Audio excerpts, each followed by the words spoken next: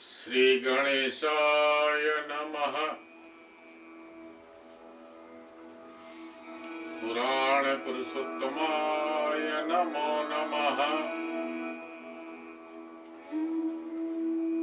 श्री परमात्मने नमः। आकाशे तारकं लिंगं पाताले हाटकेश्वरम् मृत्युलोके महाकालम् ओम त्रैलिंगं नमस्तुते। ओंकारं बिंदु संयुक्तं नित्यं ध्यायन्ति योगिनः। कामदं मोक्षदं चैव ओंकाराय नमो नमः। कर्पूरं गौरं करुणावतारम् संसारसारं भुजगेन्द्रहारम् सदा वसन्तं हृदयारविन्दे भवं भवानी सहितं नमामि। सौराष्ट्रे सोमनाथं च श्रीशैले मल्लिकार्जुनम् उज्जानं महाकालम् ओंकारं ममलेश्वरम् वाराणस्यां तु विश्वेश्वं त्र्यम्बकं गौतमी तटे पहलिम्बे जनाथं च डाकिन्यां भीमाशङ्करः सेतुबन्धे तु रामेशं नागेशं दारुकावने हिमालये तु केदारं कुस्मेश्वर शिवालये एतानि द्वादश ज्योतिर्लिङ्गानि सायं प्रातः पठेत् नरः सप्तजन्म कृतं पापं स्मरणेन त विनश्यति। नमः पार्वती पति हर हर महादेव। श्री रामचंद्र भगवान की, श्री कृष्ण कन्हैया लाल की जय। ગઈકાલે આપણે જોયું, વિજયભાઈ આપને કથા સંભળાવી કે રાવણનો રાક્ષસ કુળમાં જન્મ થયો. વિપ્રોના શ્રાપને લીધે રાવણ રાક્ષસ કુળમાં જન્મ પામે છે. આ ત્રેતાયુગની વાત છે. ત્યારે મનુષ્યનું આયુષ્ય 12,500 વર્ષ હતું. આ ચારેય યુગમાં આયુષ્યનું પ્રમાણ જુદું જુદું હોય છે. સતયુગની અંદર આયુષ્યનું પ્રમાણ 1,25,00,000 વર્ષ હતું. આ આયુષ્ય ઘટીને ત્રેતામાં 12,500 વર્ષનું થયું. એ જ આયુષ્ય દ્વાપરમાં 1250 વર્ષનું થયું અને કલિકાલમાં આયુષ્ય 125 વર્ષનું થયું. અત્યારે માણસ સ્વસ્થ રહે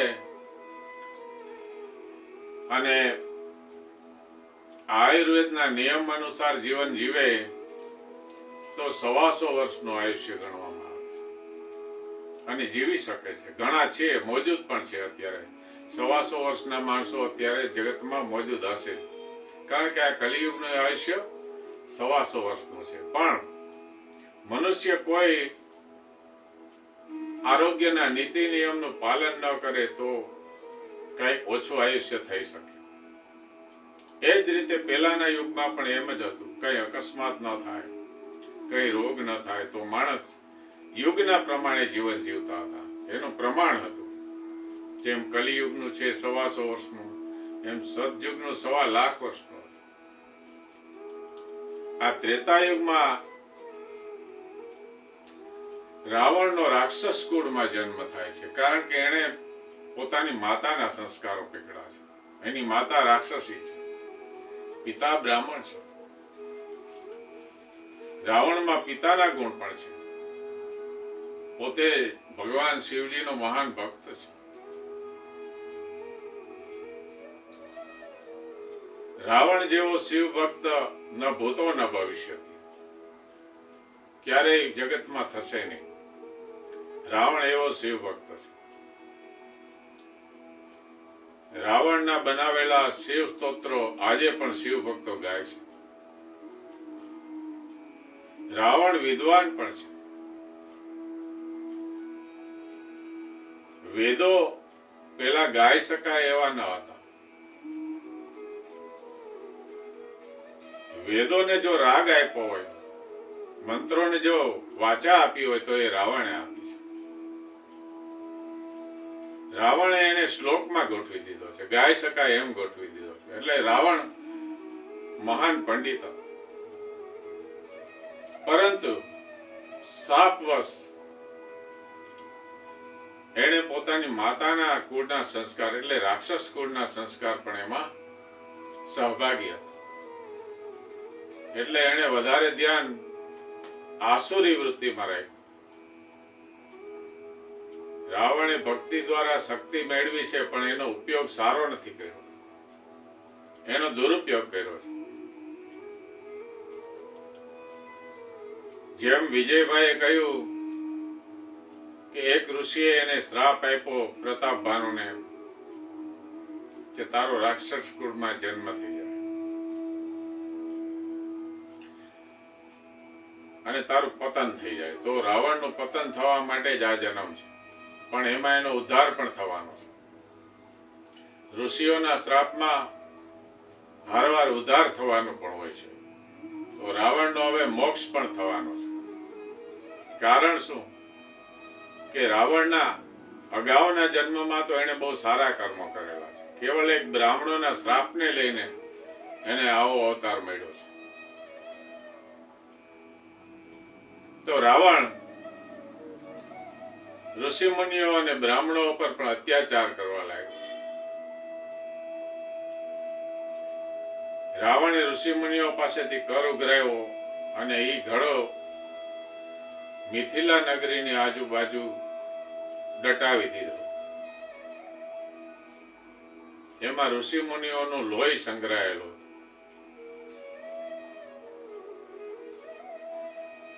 ઋષિઓએ શ્રાપ આપેલો છે કે આ ઘડો જ તારા વિનાશનું કારણ બનશે.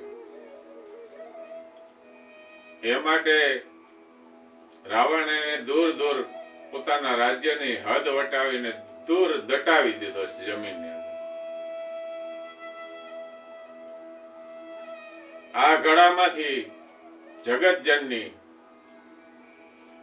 માતા સીતાજીનો પ્રાદુર્ભાવ થવાનો છે. એ પ્રસંગને હજી વાર છે. પણ રાવણ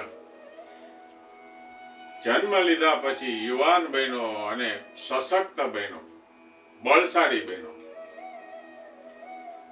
આ પૃથ્વી ઉપર કોઈ પણ રાજા રાવણને પૂગી શકે એવો ન હતો.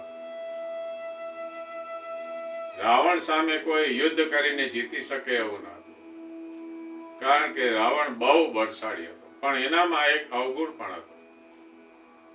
એને પોતાના બળનો અભિમાન બહુ હતો. તો આ રાજા રાવણ બ્રાહ્મણો ઉપર, ઋષિઓ ઉપર, સત્પુરુષો ઉપર, નારીઓ ઉપર અત્યાચાર કરી રહ્યો છે. સાથે સાથે રાવણના રાક્ષસો પણ સમાજમાં અત્યાચાર ફેલાવી રહ્યા છે. લગભગ આ અત્યાચાર 10,000 વર્ષથી ચાલુ છે.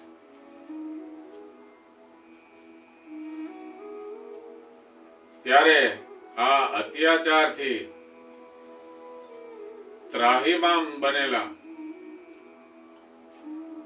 દેવતાઓ અને માતા પૃથ્વી સાથે શંભુ ભોળાનાથ પણ ભગવાન વિષ્ણુને શરણે જાય છે.